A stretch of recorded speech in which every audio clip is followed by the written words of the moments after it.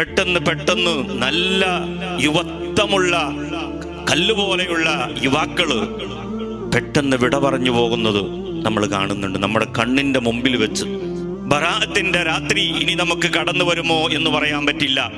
ഇനി ഒരു ശഅബാൻ നമ്മുടെ അളവിൽ വരുമോ എന്ന് പറയാൻ സാധ്യമല്ല.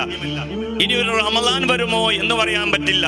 ബല്ലിഗനാ റമളാൻ എന്ന് റജബ് മുതൽ നമ്മളെല്ലാം ദ്വാരക്കാൻ തുടങ്ങിയിട്ടുണ്ട്. ഖത്തീബ് ഉസ്താദ് ദ്വാരക്കുമ്പോൾ നമ്മളെല്ലാം ആമീൻ പറയുന്നുണ്ട്, റമളാനിൽ ആഫിയത്തോടെ ഞങ്ങൾക്ക് ഇനി എത്തിക്കണേ. അത് എത്തുന്നതിന് മുമ്പ് എത്ര ആളാ നമ്മളിൽ നിന്ന് മരണപ്പെട്ടു പോയത്, എത്ര ആളാ ഇന്ന് 6 അടി മണ്ണിലുള്ളത്.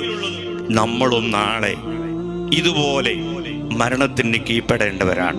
അതിന്റെ മുമ്പ് നമുക്ക് എന്തെല്ലാം ചെയ്യാൻ പറ്റുമോ തൗബ ചെയ്ത് എല്ലാ റെക്കോർഡുകൾക്കും ക്ലീനായി ഒരു നല്ലവനായി മരിക്കാൻ ഇനിയും ടൈമുണ്ട്.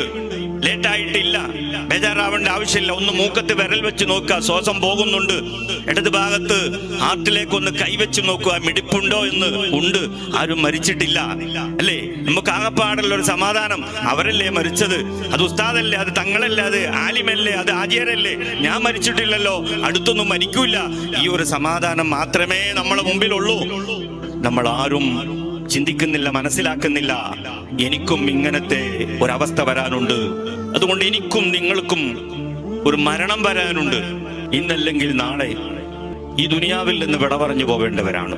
ഇനി ഒരു നല്ല പുണ്യം നിറഞ്ഞ രാത്രി നമ്മുടെ ജീവിതത്തിൽ കടന്നു വരുമോ പറയാൻ സാധ്യമല്ല. കിട്ടിയ സമയം, കിട്ടിയ സന്ദർഭം പ്രയോജനപ്പെടുത്തുക, ഉപയോഗപ്പെടുത്തുക. കഴിഞ്ഞതെല്ലാം കഴിഞ്ഞ് റബ്ബ് എനിക്ക് പുറത്തു തരണം, എന്റെ ദമ്മാടിത്തരൊക്കെ നിർത്തണം, എനിക്ക് നന്നായി ജീവിക്കണം, എനിക്ക് നല്ല ഈമാൻ കിട്ടി മരിക്കണം എന്ന ചിന്തയോടെ ഇബാദത്തിലായി മുഴുകി സ്വർഗാവകാശികളായി മാറണം. അർഹമുർ റഹീമായ റബ്ബ് നമുക്കതിനെല്ലാം തൗഫീഖ് നൽകുമാറാവട്ടെ ഇൻഷാ അല്ലാഹ്.